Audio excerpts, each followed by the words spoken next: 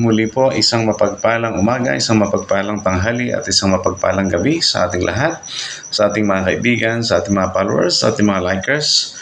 At sa oras nito ay ating pag-uusapan ang tungkol sa kaligtasan. Ikaw, kaligtasan ba ang hanap mo? Alam mo, lahat naman talaga ng relihiyon ay tinuturo ay ang kaligtasan. Pero pag-usapan natin yung tunay na kaligtasan.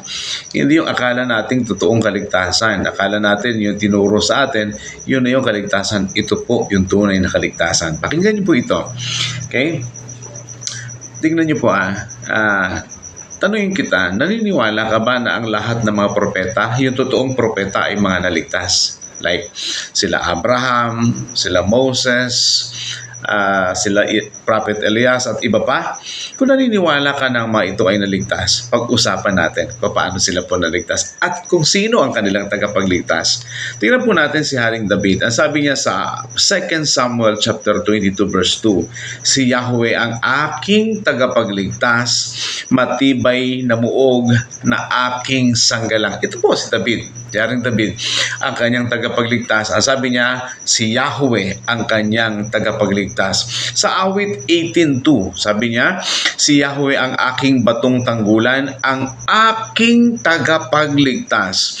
Dakilang may likha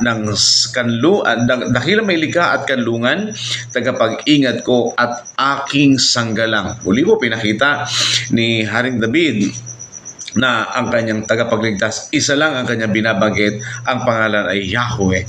Tingnan natin si Prophet Jonas.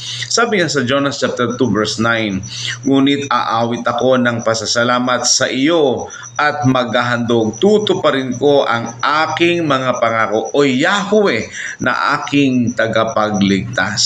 So si Prophet Jonas, binabanggit niya na isa lamang ang kanyang tagapagligtas. Walang iba kundi ang dakilang may likha na si Yahweh. Si Prophet Job, tingnan natin sa Job chapter 19 verse 25. Ngunit alam kong di natutulog ang aking tagapagligtas na magtatanggol sa akin pagdating ng wakas. So tingnan niyo po na itong mga binanggit ko mga propeta at marami pang mga propeta, mga totoong propeta, isa lang po ang kanilang tagapagligtas. Ang pangalan ay Yahweh.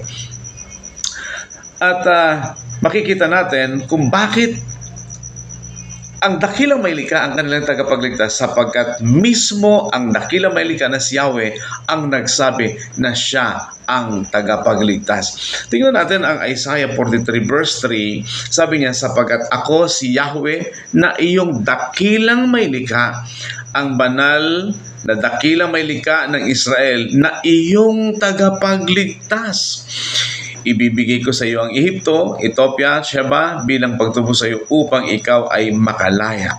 So pansinin niyo po na mismo ang dakilang may likha ang nagsasabi na siya ay tagapagligtas. Tingnan natin ang Isaiah 43 verse 11. Sabi niya dito, ako si Yahweh, wala nang iba pa. Walang ibang tagapagligtas maliban sa akin. Yan po, mismo ang dakilang may likha, mismo ang nagsasabi na siya lamang ang tagapagligtas at wala nang iba. At ito po yung pinaniwalaan ng mga tunay na propeta, kaya silang lahat ay naligtas, sila po ay nasa langit na.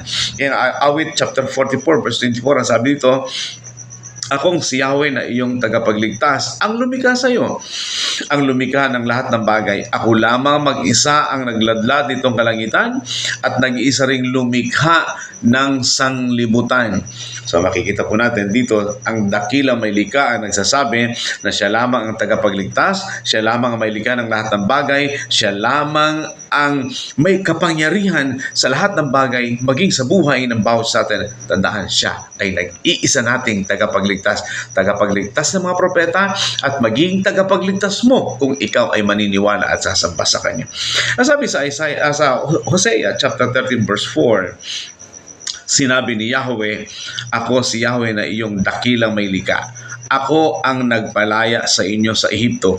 Noon, wala kayong ibang dakilang may likha kundi ako, at walang ibang tagapagligtas maliban sa akin. Yan po ang sabi ng dakilang may likha.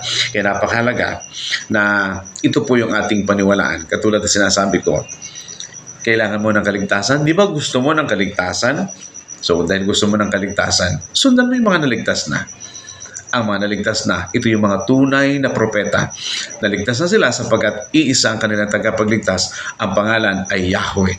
Kaya muli po sa oras na ito, muli kong ipinapahayag, mas pahalagan po natin ang katotohanan kaysa anumang nakasanayan. Muli po, pagpalain tayo ng dakilang mahilika. Ang inyong lingkod, Cornelio